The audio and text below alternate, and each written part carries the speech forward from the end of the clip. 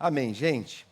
Então esse tema, na verdade, é um tema inquestionavelmente relevante. Quando é que o namoro, um rapaz e uma moça, vamos dizer assim, um homem e uma mulher, juntos, podem ser bênção na vida um do outro? Quando é que essa união pode ser o início de um relacionamento consistente, de um relacionamento abençoado, de um relacionamento guiado e dirigido por Deus? Quais são os sinais de que a bênção de Deus está sobre essa relação? E como é que a gente deve buscar se conduzir depois que ela começa? Quais os cuidados a gente tem que tomar? O que é hoje considerado comum, já se tornou normal na nossa cultura, e a palavra de Deus não trata como normal. E o que é que Deus espera de cada um de vocês em relação a essa questão? Na verdade, a gente falar de namoro, falar de relacionamento a dois, é falar, na verdade, daquilo pelo que nós estamos aqui hoje. Isso explica por que a gente está aqui. Se você está aqui me ouvindo agora, é sinal de que um dia um rapaz ou um homem se apaixonou por uma mulher se apaixonou por um homem. E eles então se juntaram. E eles começaram um relacionamento que deu origem a mim e a você. Então a gente está falando de uma coisa que nos deu origem.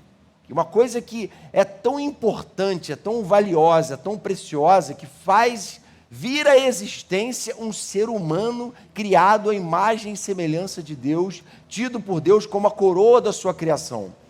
A gente está falando de uma coisa que, na verdade, dá origem à sociedade. O que a sociedade é hoje tem a ver com esses namoros de 20, 25, 30 anos atrás. E o que a sociedade está sendo hoje tem a ver também com essas construções que estão acontecendo, e o que ela virá a ser daqui a 20 anos tem a ver com a seriedade com que nós temos lidado com temas como a nossa vida sexual. Deus nos fez seres sexuados, seres que, por natureza, estão interessados em se atrair, se unir e levar adiante um projeto. E ele fez isso segundo a sua própria imagem. Ele fez isso com um propósito e deu ordem ao homem: multiplique-se, povoe a terra. Esse é um mandato cultural que pesa sobre todo homem. E aí a gente nem vai entrar, por exemplo, em méritos como o homossexualismo, porque isso já fere a criação lá no cerne, lá na raiz. Então, a gente vai partir do princípio, é óbvio que Deus tem um projeto para a relação de um homem com uma mulher, e ele pode sim usar essa relação para nos abençoar. Quando a gente fala nos abençoar, a gente não está falando de mar de rosas, de que tudo vai ser suave na nave, de que tudo vai ser tranquilo. A gente está falando de uma relação entre dois pecadores, como alguém já disse certa vez, não é? Esse papo de incompatibilidade de gênios, que a psicologia às vezes trabalha, não é? Não, fulano separou da Beltrana porque eles tinham incompatibilidade de gênios. E alguém certa vez sabiamente disse o seguinte: olha, você já conheceu dois seres humanos compatíveis? O pecado nos torna incompatíveis, inconciliáveis. Então, o que acontece é que existe sim um amadurecimento capaz de nos fazer levar adiante uma relação de aliança, um voto, um compromisso, afeto verdadeiro, amor que não depende das oscilações próprias do pecado, que às vezes lançam a gente em tristeza, em ira, em erro, e às vezes a gente fica bem. Então, essa relação de aliança que Deus chama um homem a ter com a mulher, é uma relação que, para a palavra de Deus, é tida com muito peso e com muita positividade ao mesmo tempo. Mas, na nossa cultura, muito mais antropocêntrica, não é? Aquela visão que se tem de que o homem é que vai ditar quais são as regras para os seus comportamentos. O homem não precisa mais de Deus com a sua palavra ultrapassada, arcaica, milenar. Tem se arvorado a agir segundo as suas próprias regras, tem dado impulsos às suas próprias vontades e desejos e tem tentado ditar o que é o projeto de Deus para ele, ou o projeto dele, ou o projeto de Deus segundo ele. e dar à Bíblia interpretações diversas. Por isso que a gente tem que hoje se voltar para ela e buscar nela fonte do verdadeiro conhecimento a respeito da vontade de Deus. Então, alguns se baseiam, por exemplo, para partir para o relacionamento a dois, em suposições científicas. Por que eu estou falando suposições científicas e não ciência? Porque a gente sabe que ciência, saber, conhecimento, é algo que revela sempre Deus. Deus é a verdade, Ele é a fonte, a origem de tudo, Ele criou todas as coisas. Então, toda verdadeira ciência, toda verdade consistente é verdade de Deus, revela Deus, nos leva a adorar e engrandecer a Deus. Mas existe uma coisa chamada suposição científica, especialmente nas ciências humanas. Aí existem construções teóricas e o homem então vai acreditando nessas construções e fazendo leituras do comportamento com base nessas suposições subjetivas, que na prática acabam lançando o homem num quadro pior do que estava antes. A sociedade experimentando psicopatologias, experimentando depressão em níveis alarmantes. Por quê? Porque se resolveu guiar por subjetividades antropocêntricas, o homem lendo a si próprio pelas lentes do homem, desprezando as lentes da revelação de Deus. Gente, é natural que isso seja assim com quem não tem conhecimento de Deus, da palavra dele, mas para nós isso não é natural. E aí, segundo essa leitura, então, muita coisa passa a ser normal, muita coisa passa a ser aceitável, muita coisa que não tem nada a ver com amor passa a ser chamado de amor. Verdadeiros exercícios de perversidade, de, enfim, corrupção do projeto original de Deus para o homem passam a ser tratados como um projeto aceitável de vida, de manifestação de amor, de carinho, de afeto. E aí o salmista sabiamente diz assim: de que maneira poderá guardar o jovem puro o seu caminho? Observando-o segundo a sua palavra. De que maneira eu e você devemos guardar o nosso caminho? E aqui ele fala especialmente para o jovem. Numa cultura que tem celebrado o pecado e a entrega aos impulsos e prazeres próprios dessa faixa etária, de que maneira a gente deve guardar puro o nosso caminho? Não tem outro caminho, gente, não tem outra alternativa. 3.000 anos atrás, o salmista escreveu: observando segundo a palavra de Deus. É isso que a gente vai fazer aqui hoje, para a gente não ser lançado nessa percepção humanista secular, em que o amor é aquele desejo que um sente pelo outro, que às vezes passa, posto que é chama. Não é? Leitura do poeta, poesia linda. O amor é maravilhoso, mas às vezes passa, posto que é chama. Será que passa mesmo? Será que o verdadeiro amor tem a ver com esse sentimento que é fruto de uma descarga hormonal? Ou será que tem muito mais a ver com uma aliança racional que a gente toma, que vai nos levar a uma conduta que constrói um relacionamento positivo, que supera situações de luta, de adversidade? Isso que a gente vai aprender sobre amor. Então, a gente precisa conhecer tanto os fundamentos do inimigo das nossas almas, tanto a lógica do príncipe da potestade do ar, daquele que atua agora nos filhos da desobediência. Estou usando termos bíblicos aqui para ser claro. A gente precisa entender a lógica deste século humanista secular, não é? E a lógica da palavra de Deus, para a gente discernir essas duas coisas e falar: olha, eu estou fechado com a palavra. Ela é o firme alicerce da minha vida.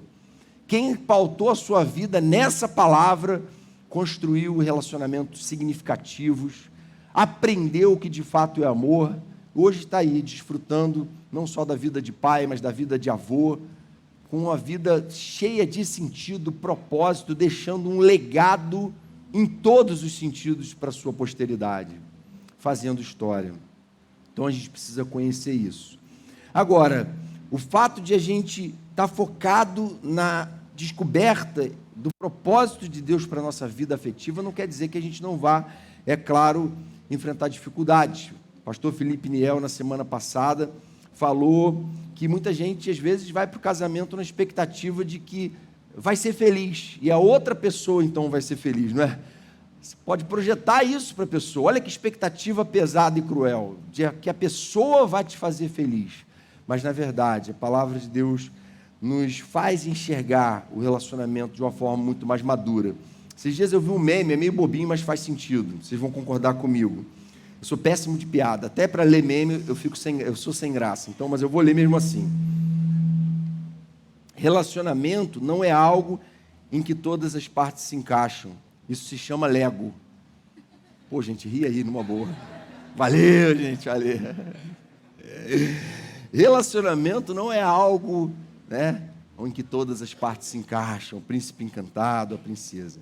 Agora, então, biblicamente, o que a Bíblia fala sobre namoro? É permitido beijar? Qual o problema de ficar? Qual o problema de transar sem compromisso, como o mundo hoje já aceitou como padrão? Qual é o padrão bíblico de relacionamento entre um homem e uma mulher? Que critérios a gente deve ter para eleger a eleita ou o eleito? Aquela que carrega a bandeira entre as 10.000, né? Como diria o Salomão lá em Cantares, não é? Então, qual é o critério? A gente vai lá então para Gênesis capítulo 2, a gente vai lá para a origem, para a raiz de tudo, momento em que Deus então está formando o homem e vai revestir esse homem de propósito. E logo nesse início do livro de Gênesis, Deus dá missão, dá mandatos para o homem, e esse é um deles, Gênesis 2, 23. Disse então o homem, olha o que o homem disse para Deus: esta sim, esta quem? Mulher que Deus havia acabado de criar, é osso dos meus ossos e carne da minha carne. Ela será chamada mulher, porque do homem foi tirada. Por esta razão, o homem deixará pai e mãe e se unirá à sua mulher, e eles se tornarão uma só carne. O homem e a mulher estavam nus e não sentiam vergonha.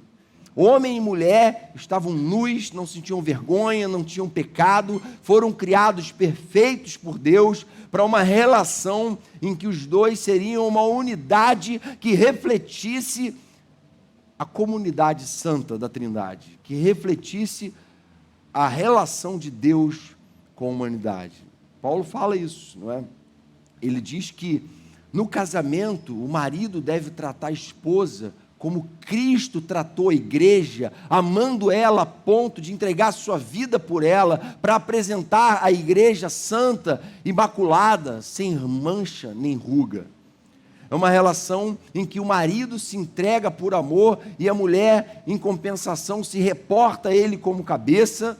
E essa relação, então, diz o apóstolo Paulo, que é uma relação que reflete a relação de Deus com a igreja. A igreja é a noiva do Senhor, Ele é o noivo, Ele vai buscar a sua noiva. Então essa relação entre um homem e uma mulher, no projeto original de Deus, é uma relação que reflete a beleza de uma vida que experimenta amor.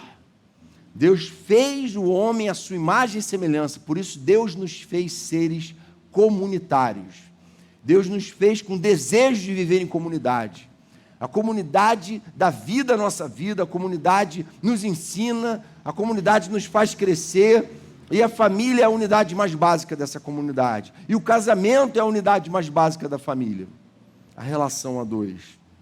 E o apóstolo Paulo fica tão maravilhado com isso, que quando ele cita esse trecho aqui, ele diz assim: olha, grande é esse mistério. Que mistério? Um homem e uma mulher se tornando uma só carne. Em primeiro lugar, o namoro é bênção quando é conduzido com responsabilidade e pureza. O namoro é bênção quando se entende a responsabilidade implicada num ato tão grave, no sentido de importante, no sentido de valioso da parte de Deus. O relacionamento a dois é feito assim, para a gente ficar perplexo, dizendo: grande é esse mistério, assim como o apóstolo Paulo. O ato em que uma pessoa tem existência. O Senhor, então, celebra esse ato. E aí, irmãos, é exatamente porque esse é um ato tão importante e pesado na palavra de Deus, que Satanás está tão empenhado em usá-lo para a destruição da imagem de Deus no homem. A vida sexual santa, ela reforça a imagem de Deus no homem. Criou Deus o homem e a mulher, homem e mulher os criou, a imagem de Deus os criou. Quanto mais a gente vive essa relação de forma santa, mais a gente reafirma a imagem de Deus no homem e na igreja. E quanto mais a gente vive de forma deturpada essa relação, e quanto mais a sociedade vira do avesso essas relações, mais ela se distancia do projeto de Deus para o homem enquanto imagem e semelhança dele. E aí, irmãos, a gente precisa processar isso de uma forma diferente do modo como o mundo processa. Esse peso todo que a palavra de Deus coloca sobre o ato sexual, trazendo ele a uma posição tão importante, pode ser observada, por exemplo, não sei se vocês lembram, qual foi o sinal de aliança que Deus deu a Abraão? A circuncisão, não é? O que é a circuncisão? É o corte da pele do prepúcio do órgão sexual masculino. Por que é que Deus estava colocando esse corte em forma anelar no órgão reprodutor masculino? Tem uma razão para isso. Alguns diriam assim, porque na época as culturas praticavam prostituição cultural, isso era comum em todos os povos. É verdade, mas será que Deus estava tão preocupado em dar lições pedagógicas para os outros povos? A gente crê que Deus queria ensinar para o seu povo que há certas coisas que os outros povos consideram comum e banal. Lidar com a sua própria sexualidade, o seu próprio corpo.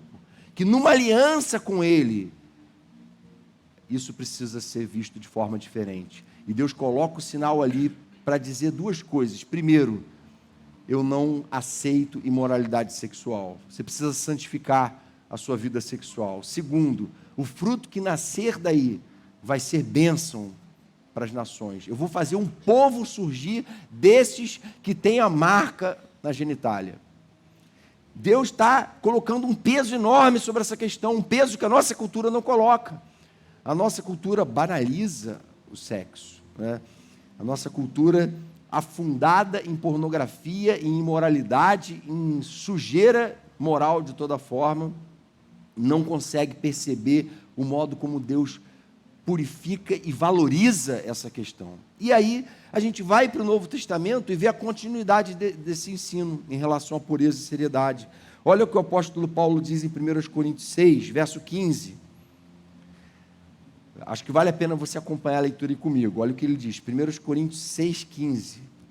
Olha o peso que o apóstolo Paulo coloca sobre o corpo e o valor do corpo aos olhos de Deus, que é sim diferente de outros pecados e de outras questões. Vocês não sabem que os seus corpos são membros de Cristo? Tomarei eu os membros de Cristo e os unirei a uma prostituta? Está falando para a igreja de Corinto, que era uma cidade extremamente promíscua. Ele está falando para uma igreja onde a promiscuidade já havia entrado. Tinha gente vivendo uma vida desregrada moralmente. De maneira nenhuma, vocês não sabem que aquele que se une a uma prostituta é um corpo com ela? Pois como está escrito, os dois serão uma só carne, mas aquele que se une ao Senhor é um espírito com Ele. Fujam da imoralidade sexual. Todos os outros pecados que alguém comete, fora do corpo os comete. Mas quem peca sexualmente, peca contra o seu próprio corpo. Acaso não sabem que o corpo de vocês é santuário do Espírito Santo, que habita em vocês, que lhes foi dado por Deus, e que vocês não são de vocês mesmos? Vocês foram comprados por alto preço. Portanto, glorifiquem a Deus com o seu próprio corpo. Paulo está falando assim, gente, o corpo de vocês, primeiro, nem é de vocês. Vocês não são nem donos desse corpo. O corpo de vocês é membro do corpo de Cristo. é lugar de habitação do Espírito Santo, é um santuário de habitação do Deus vivente. Vocês não sabiam que vocês usarem o corpo de vocês para impureza, para aquilo que é indecoroso, que é indecente, para aquilo que você teria vergonha de contar para alguém, porque você tem vergonha de praticar? Você não sabia que isso é pesado demais? É isso que Paulo está falando. O cara que se une a uma prostituta se faz uma só carne com ela, olha que coisa terrível. E aí, irmãos, alguns, estudiosos das ciências humanas hoje, eu leria esse texto aqui e diriam o seguinte: olha, moral judaico-cristã é terrível, quanta culpa sendo produzida, não é? Então, nessa lógica, o que a gente tem que fazer? A gente tem que acabar com toda a culpa ligada a isso. A gente tem que se libertar, a gente tem que dar vazão ao prazer, a gente tem que experimentar formas diferentes de prazer com o nosso corpo, a gente tem que liberar geral, porque só assim a gente vai se desvencilhar desse peso que a moral judaico-cristã trouxe a gente, a cultura. A cultura, por exemplo, contexto brasileiro, católica, que por acaso até tem uma leitura errada de Agostinho, lá no século IV, em que ele diz que sexo era o pecado original, enfim, atribui um peso ao sexo que a Bíblia não atribui em relação à questão do pecado original. Mas o fato é, irmãos, que a leitura secular vai dizer isso para você. Não libera, não se reprima. Já diria o Menudo na década de 80. Poucos já ouviram falar desse nome Menudo. Acabei me expondo aqui, expondo minha idade, expondo minhas vísceras, né? Gente, o que acontece, presta atenção aqui, sabe por que a gente sente tristeza e peso quando a gente age de forma impura sexualmente, com o nosso corpo? Quando você pratica qualquer coisa, gera um peso e uma tristeza? Não é por causa da cultura judaico-cristã. É porque Deus te fez a imagem e semelhança dele. Essas coisas estão dentro de nós. Se você fosse criado na cultura dos Amish, sei lá, totalmente puritana, isolada do mundo, da pornografia, de tudo que é mais absurdo, toda vez que você usasse mal para impureza do seu corpo, você ia se sentir mal. Por quê? Porque Deus nos fez para a pureza. Ele fez Adão e Eva puros, santos, perfeitos. Deus nos criou para isso. Então a razão dessas coisas fazerem a gente se sentir mal e gerarem culpa e tristeza no nosso coração é porque nós não fomos criados para a imperfeição. Nós não fomos criados para nos acostumar com o erro, com o mal. Nós fomos criados para uma vida liberta do pecado, uma vida pura, santa. E em Cristo nós podemos ter essa imagem e semelhança de Deus restauradas, amém? Nós podemos ter a medida do peso que essa questão envolve. Podemos sim ser vacinados contra essa pregação que procura, atacar o cristianismo. O apóstolo Paulo, em outra situação, aos Tessalonicenses, olha o que ele fala.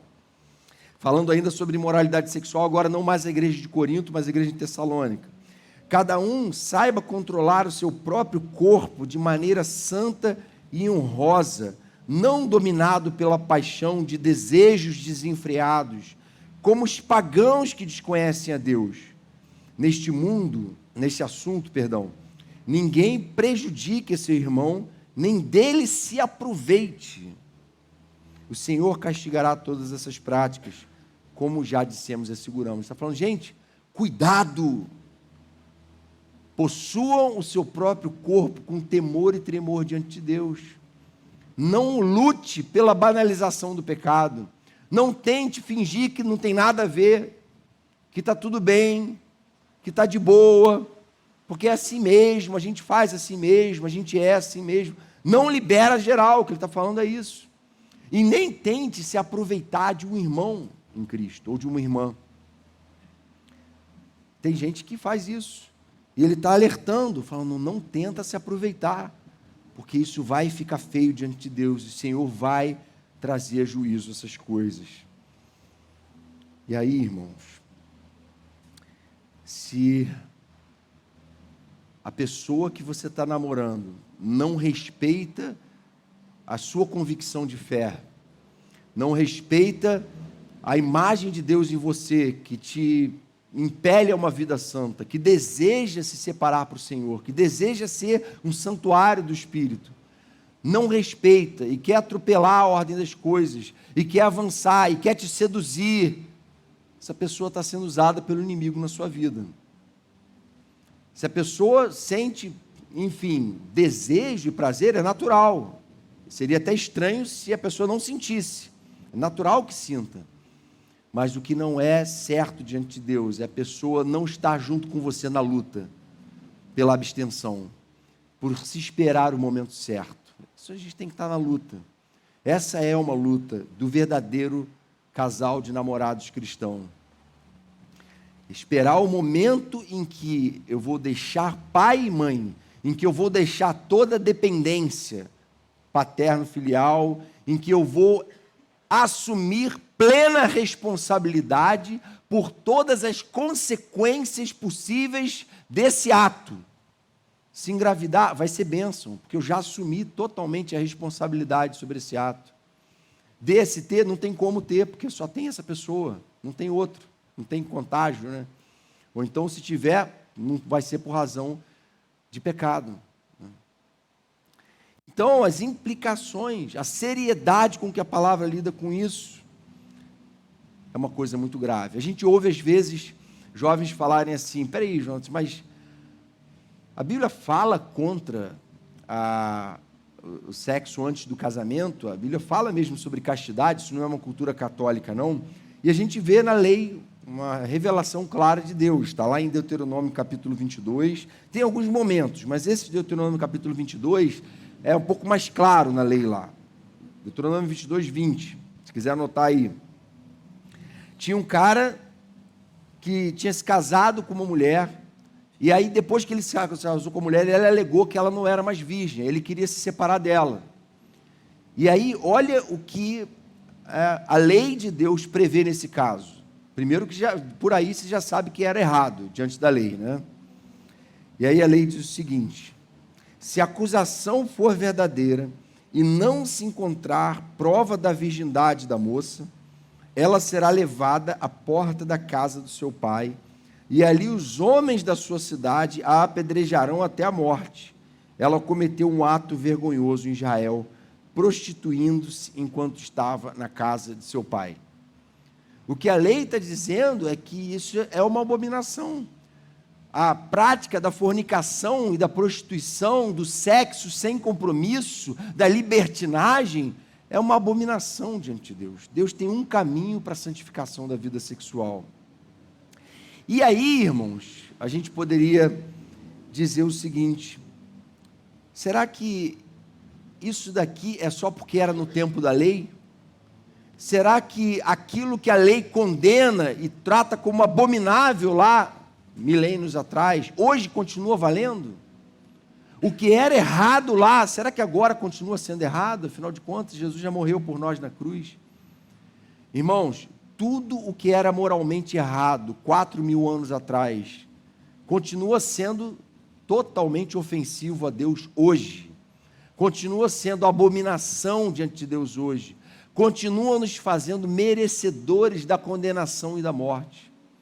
Mas a diferença é que hoje ninguém mais precisa morrer, porque Jesus nos absolveu de toda culpa. A gente é livre de toda condenação. O que a palavra ensina para a gente, lá em Colossenses 2,13, Paulo diz assim: Deus os vivificou em Cristo, Ele nos perdoou todas as nossas transgressões e cancelou a escrita de dívida que consistia em ordenanças e que nos era contrária. Ele a removeu, pregando-a na cruz. O que Paulo está falando é que é verdade, que continua sendo abominável aos olhos de Deus, que Deus continua detestando a impureza, que isso continua sendo asqueroso para Deus, que Deus tem um projeto santo para a gente, mas ninguém mais precisa morrer, porque Jesus já morreu na cruz do Calvário por nós, derramou o seu sangue, sabe para quê?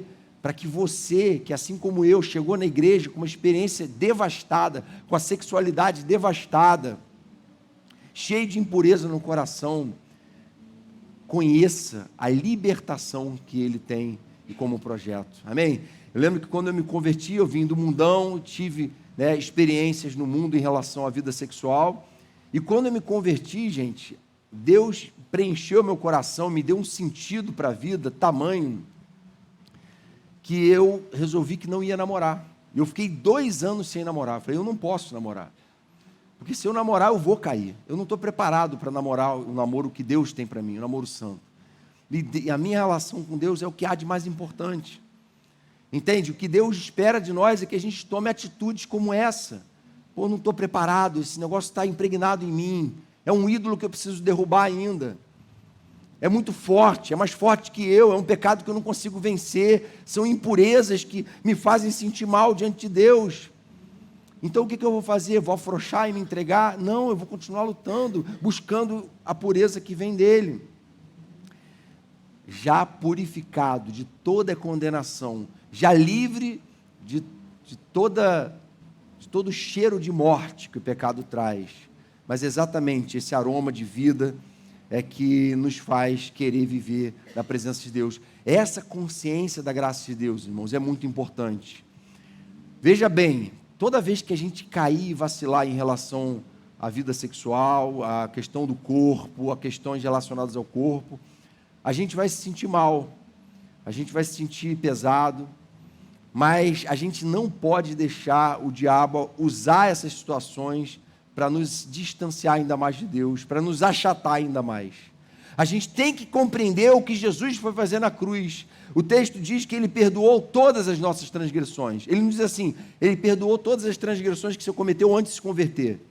Não, todas as suas transgressões, os pecados que eu e você ainda vamos cometer, ele já perdoou também. Então, quando eu decido separar o meu corpo e viver a minha sexualidade de forma sadia e santa para a glória de Deus, eu não faço isso, gente, com base na força do meu próprio moralismo, com base no desejo que eu tenho de mostrar como eu sou forte. Eu faço isso constrangido pelo amor do Senhor, pelo que Ele fez por mim na cruz, amém? Eu faço isso espontaneamente, não é porque o líder mandou, não é porque o discipulador está me vigiando, não é porque o pastor pregou lá sobre isso que eu faço, que eu me santifico, não. Eu me santifico porque eu amo o meu Senhor, porque Ele morreu na cruz por mim, porque o derramamento do Espírito Santo no Pentecostes foi uma conquista, e hoje eu não lido mais com o pecado com naturalidade. Para mim o pecado é pesado, e eu quero me separar para Ele. Entendem? O mundo banaliza o sexo, trata namoro como um ambiente em que você pode experimentar de tudo, tem que liberar geral, mas a gente em Cristo, irmãos, vai se separar, porque a gente trata essa questão de forma muito cara, de forma muito pesada, positivamente, séria, entendeu? Se você está brincando com essa questão, é sinal de que você ainda não entendeu o projeto de Deus para você, não entendeu o que Jesus foi fazer na cruz por você. Mas quando você trata isso com seriedade, você demonstra ter entendido. A mensagem cristã da graça não é apenas, ou melhor, não é assim, já que não dá para vencer, então deixa rolar. Essa não é a mensagem da graça, essa é uma falsa graça. A mensagem da graça é vai e não peques mais, porque você agora tem o Espírito Santo, e o Espírito Santo te faz vitorioso sobre o pecado. Amém? Então, o namoro é bênção quando é visto com muita responsabilidade. Eu estou andando de mão dada, me relacionando, dividindo o tempo, dividindo o sorvete, dividindo a conta do restaurante, dividindo o beijo, dividindo a história com uma pessoa. Isso não é brincadeira, isso é uma coisa séria. Esse namoro tem que acontecer debaixo de um propósito. Eu tenho um propósito para estar nesse namoro. Eu não estou brincando de dar beijo na boca. Eu não estou brincando de usar o corpo de uma pessoa para produzir sensações de prazer em mim. Eu não estou fazendo isso, porque eu sei que ela é templo do Espírito Santo e eu sou templo do Espírito Santo. A gente tem propósito em tudo que a gente está fazendo, de forma, irmãos, que se brota alguma dúvida, e caramba, eu acho que essa pessoa, eu não vou casar com ela não, eu não tenho projeto de casar com ela não, na mesma hora termina. Vai continuar namorando para quê? Perdeu o propósito. É lícito terminar. O que não é lícito é usar a pessoa de forma desproposital, leviana. A nossa cultura faz isso. As pessoas se usam umas às outras de forma desproposital, leviana e utilitária e descartável. Entendeu a seriedade, a diferença do modo como o cristão enxerga? A gente não. Segundo lugar, o namoro é bênção quando contribui para um crescente amadurecimento. Por essa razão, o homem deixará pai e mãe e se unirá à sua mulher. Deixará pai e mãe. Assumirá uma vida adulta plena. Um dado que eu peguei aqui na internet, enfim, publicação do New York Times 2011, diz o seguinte: nos Estados Unidos, a fase que vai dos 20 aos 30 anos começa a ganhar nomes como adultescência. Estatísticas americanas mostram que até os 30 anos, os jovens costumam mudar de emprego pelo menos 7 vezes. 2/3 saem de casa para morar com um parceiro, sem assumir casamento. E 40% acabam voltando para a casa dos pais após uma decepção amorosa ou profissional. Esse pequeno parágrafo resume o modo como a nossa cultura tem lidado não só com a sexualidade, mas com a vida adulta. Estendendo a adolescência. O que eu estou chamando de adolescência? Uma fase em que você já entende as coisas, mas você ainda não tem responsabilidade para se emancipar. Você ainda não tem maturidade para se emancipar. E aí há essa adultescência, cada vez mais tarde. Afinal de contas, para que eu vou sair de casa? Tem alguém lá pagando minhas contas. E aí, embora eu já trabalhe e já tenha meu dinheiro, eu posso usar todo esse dinheiro para frequentar restaurantes caros, fazer viagens internacionais, e aí ao show que eu quiser. Então, todo o salário agora, na nova cultura, na nova conjuntura, é empregado na satisfação constante dos meus prazeres, das minhas preferências, dos meus gostos. Eu estou investindo em mim mesmo. E aí, depois de 20 anos investindo em você mesmo, você acha que você vai querer parar para dividir o espaço, o tempo, as preferências, os gostos com outra pessoa? O cara já se acostumou. Tem alguém pagando minhas contas, para que eu vou ficar pagando conta de água, de luz, escola de filho? Estou fora. Entenderam como o antropocentrismo se reflete na nossa cultura e em tudo que se faz? Mas nós cristãos, irmãos, temos que entender isso de forma diferente. A gente tem visto toda uma geração de cristãos caminhar com culpa no coração, porque, poxa, namoram eterno, assim, anos infindáveis, e é óbvio, não tem como você ficar tanto tempo numa relação sem acabar caindo, sem acabar vacilando, e postergando de uma forma assim, interminável o compromisso, que na verdade é uma coisa tão simples. Mas a nossa cultura construiu uma ideia de que para você casar hoje, você tem que, ter o seu apartamento próprio, ter como bancar uma festa de casamento que é o preço de um segundo apartamento, né? Ou de uma casa de praia. Tem que ter o seu carro zero. Você tem que construir um império antes de se casar. Que papo é esse? Gente, nossos pais e avós se casavam cedo, em condição muito simples e humilde, e o casamento não atrapalhou a construção de uma carreira sólida. Muito pelo contrário, o casamento é um motivador, impulsiona a pessoa a realizar mais, a correr mais atrás. E muita gente, vou até revelar uma coisa sem pedir autorização ao personagem da história, o pastor Henrique conta que quando ele casou com a Fatinha, eles foram morar na varanda da casa do irmão, uma varanda lá atrás, botaram uma lona em torno assim. Gente, não faz isso não, tá? Mas isso para meus pais foram um pouco assim também. Aquela geração fazia isso porque, cara, o nosso amor é o que a gente tem de mais precioso, a gente quer estar junto. A gente não quer ser rico junto, a gente quer se amar. O nosso amor está acima de qualquer conquista material. A gente quer dividir a vida, entendeu? Eu lembro que quando eu casei, eu nem mesmo tinha sido ordenado ainda. Foi ordenado no ano que eu casei, mas no final do ano. Casei no início, ano de perrengue. E Monique ali com salário inicial também de carreira. E a gente com uma condição muito simples. Mas, gente, a gente foi muito feliz. Eu não cheguei a viver essa situação de morar na varanda, não. Mas, assim, poxa, primeiro ano, se você olhasse minha sala, podia até fazer uma igreja, não tinha nada, né? Podia até botar essas cadeiras brancas, né? Não tinha sofá, não tinha mesa, não tinha nada. Mas a gente tinha um ao outro. Tinha a alegria de dividir o mesmo teto, entendeu? E hoje está tudo muito materialista, tem que se construir um império, e tudo mais. Então isso, a gente tem que parar e refletir sobre isso. É claro, a gente tem que ser prudente, a gente tem que planejar, a gente tem que construir junto, mas espera aí, tem um limite isso, tem um limite. Às vezes a pessoa pensa que quando ela casar, a vida vai acabar, acabou carreira, para tudo, parou aí. Não para, a vida não para. A gente não para de crescer em todos os sentidos. E o casamento é só um motivador para isso. Agora, filho é diferente, tá? Se você casou aí agora, segura um pouco, porque filho muda. Filho muda, aí você vai dar valor aos seus pais, você vai saber o que é isso. Então, gente, contribui para um crescimento crescer. A gente precisa crescer. O teu namoro tem te feito crescer?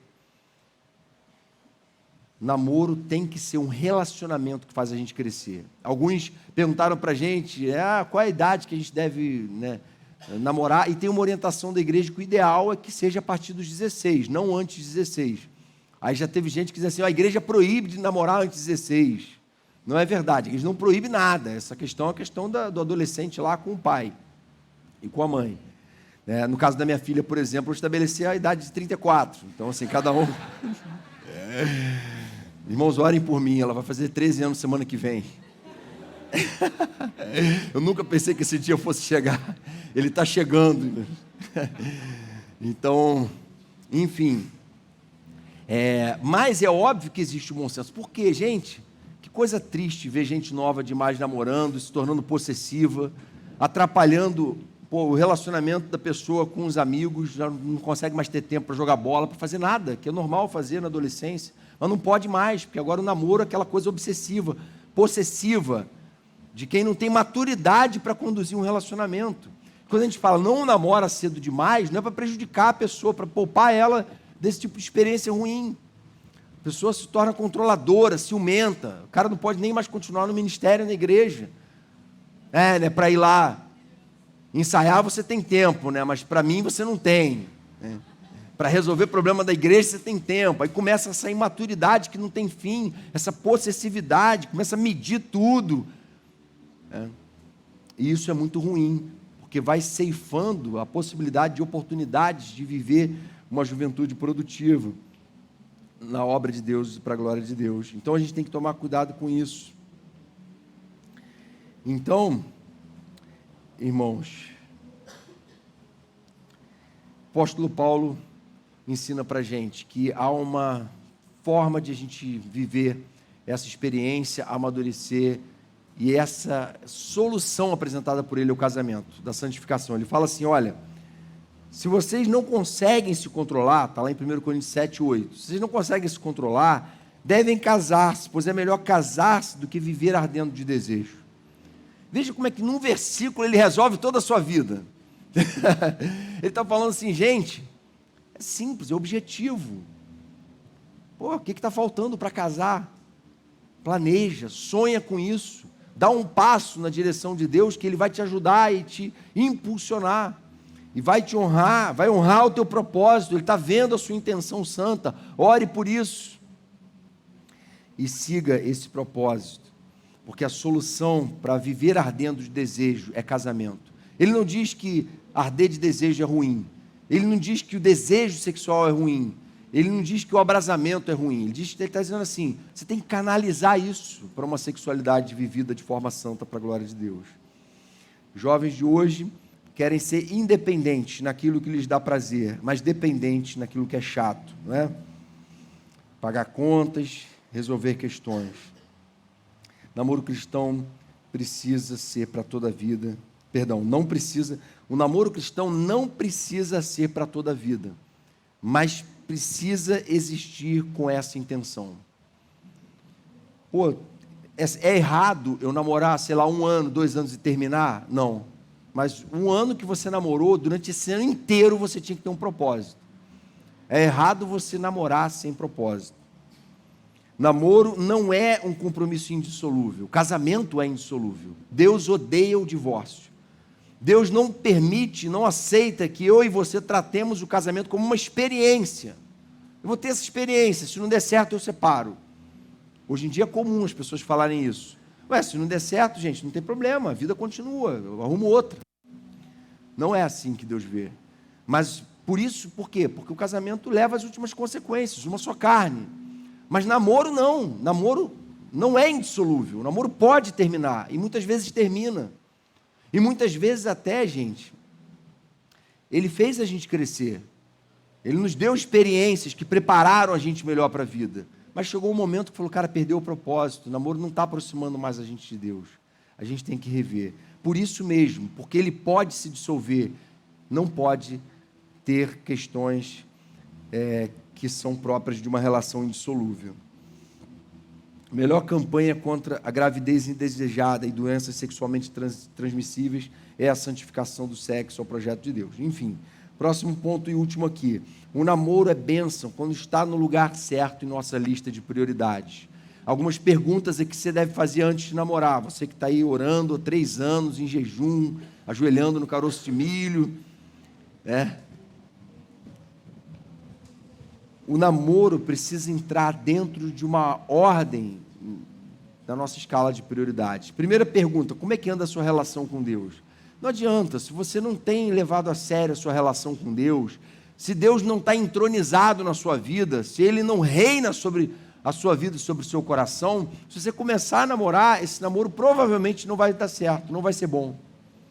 Ou você vai atrapalhar a pessoa que pode estar vivendo esse momento com Deus. Então, essa é uma primeira coisa. Você tem procurado conhecer cada vez mais a palavra de Deus, os pensamentos de Deus. Você está familiarizado com esses textos que a gente leu aqui? Você tem buscado na palavra conhecimento e se preparar para ser o marido, a esposa, o namorado, a namorada, cristão, cristã, que Deus quer que você seja? Você está se preparando para isso na sua relação com Deus? A oração faz parte da sua vida. Quando você começar a namorar, você vai colocar a oração no meio dessa relação?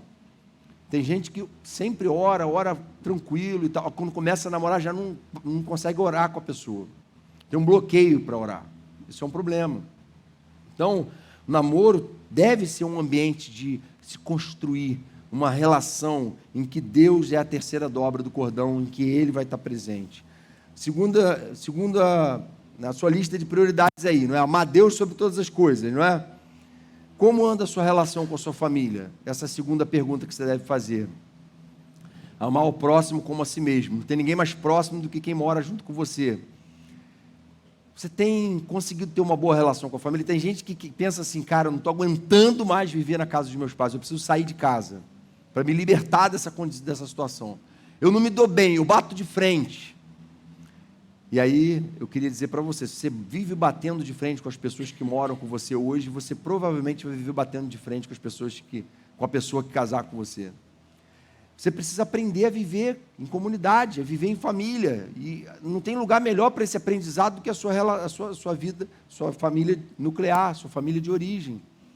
É ali que você vai exercitar perdão, misericórdia, compreensão, dividir o prato, dividir o pão, dividir o espaço.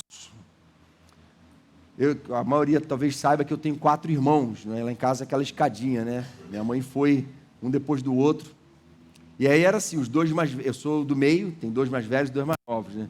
Aí os 2 mais velhos, como eles eram os 2 mais velhos, eles ficavam com um quarto, a gente sempre morou em 3 quartos, né?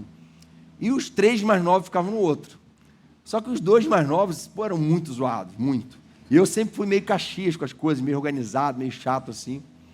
E eu tinha que aprender a dividir o quarto com eles. Era aquela zona, assim, aquela cômoda, assim, com aquela montanha de roupa suja que vai sendo jogada ali em cima, aquela coisa. E a gente tem que aprender a dividir o espaço, aprender a tolerar as diferenças e a conviver com as diferenças. E a viver em comunidade. Acho que Deus estava me preparando para viver em igreja, viver em comunidade, viver no corpo.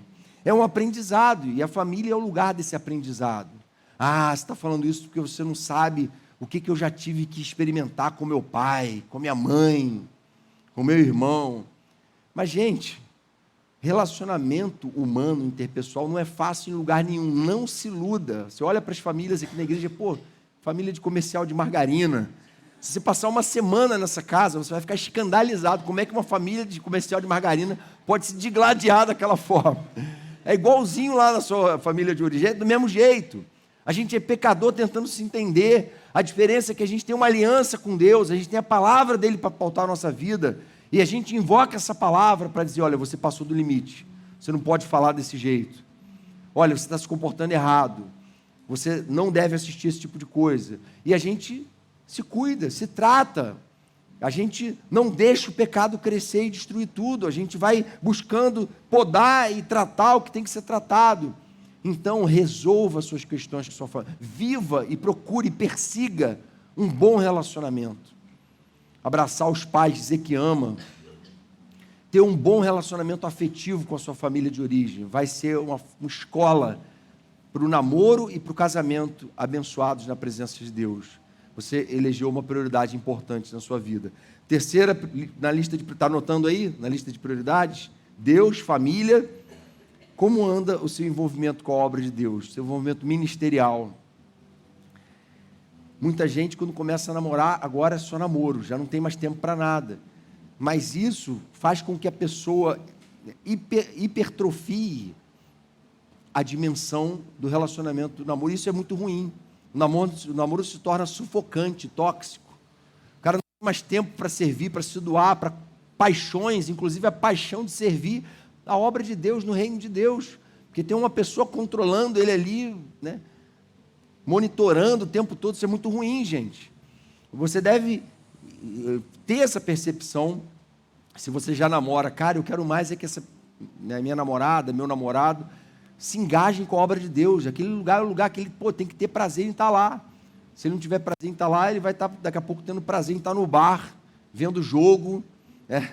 Ou levando os amigos para sua casa com cerveja, vai ficar ali apurrinhando você e fazendo de você. Então, assim, valorize, saiba investir e valorizar o que é importante. Entre na obra de Deus com ele. Pô, está servindo qual ministério? Comunicação, pop, está precisando de gente lá, agora você ganhou 2, que além da minha namorada eu vou estar junto também. Chega junto, né? Tem vários casais parceiros aí. Então, valorizar a sua relação com Deus, com a família, com o ministério. E como anda a sua perspectiva profissional? Gente, não adianta falar sobre namoro se não falar de perspectiva profissional. Esse namoro não vai ter propósito se você não está hoje trabalhando ou estudando já com uma perspectiva de se formar, de ter uma renda e, consequentemente, ter condições de assumir, de deixar pai e mãe, de ser uma só carne. Esse é o propósito de todo namoro cristão. Não, eu estou caminhando firme, isso já está decidido. Se você falar assim para mim, perdão, irmãos, Jonas, eu estou seguindo tudo isso, Deus está acima de tudo na minha vida, eu estou tendo uma boa relação com meus pais, eu sou comprometido com a obra de Deus, com as coisas de Deus, e eu estou para me formar, já estou estagiando, daqui talvez a 2 anos eu vou estar com um salário, e não importa se eu vou estar ganhando 1.000 ou 10.000, eu vou casar, amém, irmãos? Ih, rapaz, gostei de ver a fé da galera. Gostei, tem uma galera aí que vocês nem esperavam que fossem falar amém para R$1.000, hein? E falaram. Gente, se você pode responder pelo menos relativamente bem essas perguntas, você pode namorar e Deus vai abençoar esse namoro e vai usar ele na sua vida. Tá legal? Eu, na verdade, tinha até anotado umas perguntas aqui, mas não apareceram aqui, acho que na hora de jogar na nuvem não atualizou. Eu queria terminar, na verdade, abrindo para perguntas e respostas, mas eu vou tentar levantar algumas perguntas aqui que podem ser um pouco constrangedoras das pessoas fazerem, não é? Então, vou levantar algumas perguntas aqui que as pessoas costumam fazer em relação a esse tema de namoro. A primeira delas, né? Por que a gente não pode namorar um não cristão? Por que existe isso na palavra de Deus? Na verdade, a ideia do julgo desigual já vem desde a antiga aliança. Deus proíbe o povo dele de se envolver com pessoas não cristãs. E hoje, né, na igreja, a gente percebe a mesma coisa. Como é que você vai namorar uma pessoa que não está nem aí para aquilo que é mais importante para você? Para Jesus, para Deus, para a palavra dele. Você está buscando pautar a sua vida num livro para o qual a pessoa não está nem aí. Para ela aquilo não quer dizer nada. Gente, você vai ter muito problema no namoro se você se lançar num relacionamento com uma pessoa não cristã. E por que a gente não faz esse casamento? Que a gente sabe que esses problemas vão para a relação conjugal. Esse não é o ideal de Deus. E aí no domingo, quando você tiver filho, o marido vai querer levar para o Maracanã, para o clube, e você vai querer trazer o filho para a igreja. E essa relação vai ser um eterno conflito. E não há nenhuma garantia de que você vai conseguir converter. Porque biblicamente não é você que converte, é Deus. E Ele não converte quem você quer que se converta. Ele converte quem Ele determinou que vai converter. Então, cuidado com os enganos relacionados a isso. Mas eu amo muito, mas é uma pessoa muito educada, muito inteligente, muito bem-sucedida. Gente, cuidado. Isso pode ser, com certeza, uma armadilha. Ah, mas tem gente que se converte, depois tem um percentual pequeno, de 15%, 20%, no máximo, se convertem depois. Não é um projeto de Deus para você, não encare assim. Fique firme no propósito de namorar uma cristã, um cristão que esteja comprometido com Deus e com a obra dele. Né? Jonatas, se estou namorando e já caí, como é que funciona isso na igreja? Cair em pecado, a gente passou do limite. Se você tem uma perspectiva de casar, sei lá, em um breve período aí de entre 1 e 2 anos, a gente nem aconselha necessariamente a terminar. Não, a gente quer casar, a gente tem um projeto de 1, 2 anos está casado. Então, é claro, a gente fala, vamos dar um tempo, ficar em disciplina, para o próprio coração perceber e processar a gravidade do pecado. Veja bem, a disciplina na igreja não é a punição pelo pecado, porque isso seria uma inversão da graça de Deus. A pessoa que caiu, ela já está perdoada, o sangue de Cristo já cobriu aquele pecado. A disciplina é uma medida pedagógica para o nosso coração não continuar voltando ao mesmo pecado. É só isso. É só isso, pela razão pela qual Jesus diz que deve haver disciplina, e o apóstolo Paulo também, em Mateus 18, Coríntios 5. Né? Então, e agora? E agora, disciplina separa um tempo para trabalhar arrependimento, dar frutos de arrependimento. Mas a gente não tem perspectiva nenhuma, a gente nem sabe se a gente vai casar, a gente nem sabe se a gente quer casar um com o outro. Cara, termina agora esse relacionamento, porque ele já tá fora totalmente do propósito de Deus. Tá bom? Deixa eu tentar lembrar aqui de outras perguntas. Se alguém quer aproveitar e de repente fazer alguma pergunta, alguém tem um primo que tem uma questão, que de repente...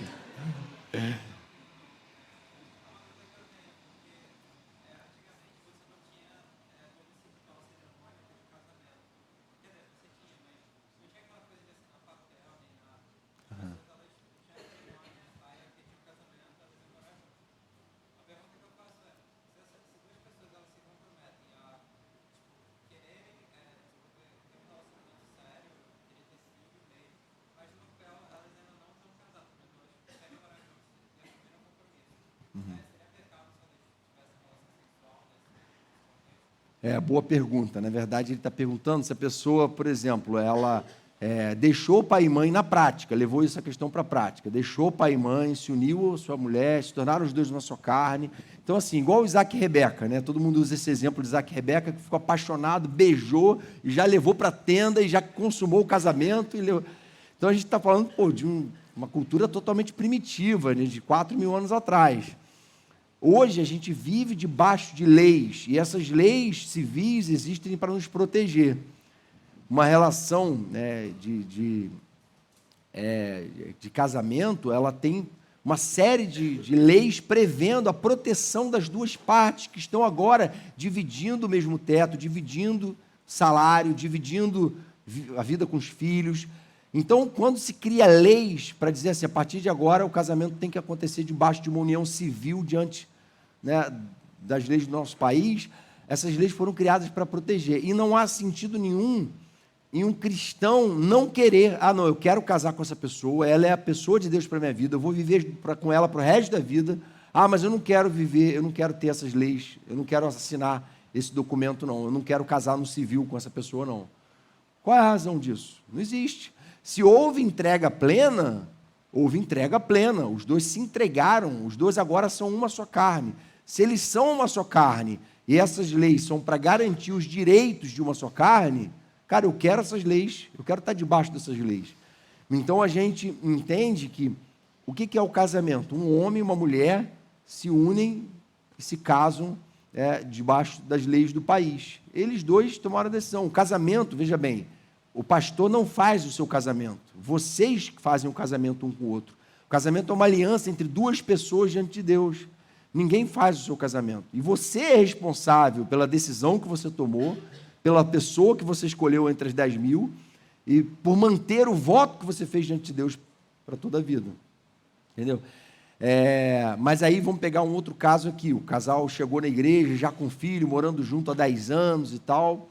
Como é que a gente conduz? A gente orienta. Olha, por uma questão de bom testemunho, você deve se casar no civil. E quando um só se converte e vive nessa situação de... Como é que chama no direito? União estável, isso. A gente não reconhece união estável. União estável não tem as mesmas proteções de um casamento civil. É uma outra configuração nova, moderna, que não tem as mesmas prescrições e tudo mais que a união civil, o casamento civil tem.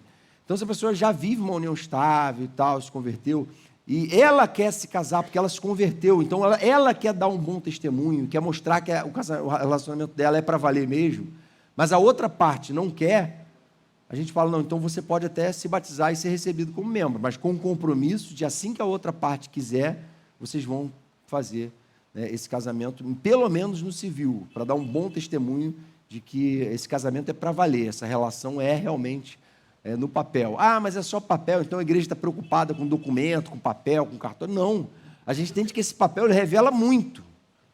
O que está no coração de uma pessoa que não quer assinar papel, que não quer levar as últimas consequências? É um mau sinal. Então a gente entende assim. Tá joia? Respondeu? Ficou claro? Não, você não está planejando isso, não. Gente, alguém quer aproveitar, fazer alguma pergunta?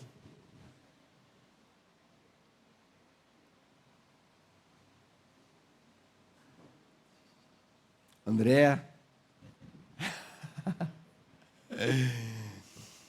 Bom, gente, então é isso, né? Vamos fechar nossos olhos, vamos colocar diante do Senhor. Depois, se vocês quiserem, a gente pode, enfim, quem tiver perguntas para fazer e ficou sem graça aqui e tal, pode escrever no WhatsApp, marcar gabinete, a gente conversa e explica melhor, tá bom? Senhor querido, obrigado, Pai, porque a gente abrindo a Tua palavra, vê nela tanta orientação, tanta clareza e objetividade ao tratar de temas tão caros para o Senhor, tão sérios, que a nossa cultura tem tratado de forma tão banal. Senhor, livra a gente de estar vivendo regido pela filosofia do presente século, de estar vivendo regido pelo que a gente acha, pelo que a gente sente, pelo que a gente percebe. Senhor, a gente quer que a Tua palavra seja lâmpada para os nossos pés, luz para os nossos caminhos. A gente quer que a Tua palavra, Senhor, nos provoque, nos incomode, nos mude, nos converta, mas a gente sabe que até isso é impossível, se o Teu Espírito Santo não vier, não nos dá discernimento, se o Teu Espírito Santo, Senhor, não vier com poder, capaz de transformar o nosso coração e nos fazer viver namoros, casamentos, famílias separadas para o Senhor e para a Tua glória, debaixo de uma aliança contigo, Senhor. Capacita cada um dos meus irmãos e irmãs aqui, Senhor, a terem as melhores experiências, Senhor, afetivas, a serem namorados e namoradas, Senhor, segundo o Teu coração. Que esses namoros, Senhor, aproximem eles mais do Senhor. Senhor, que ao sonharem com alguém, se apaixonarem por alguém, antes disso, acima disso, eles submetam esses nomes ao Senhor, ao Teu plano, ao Teu propósito, Senhor. Faz assim, Senhor, derrama da Tua abundante graça, sabedoria e discernimento sobre a vida de cada um deles, é o que te pedimos, em Teu nome, Jesus. Amém, Pai.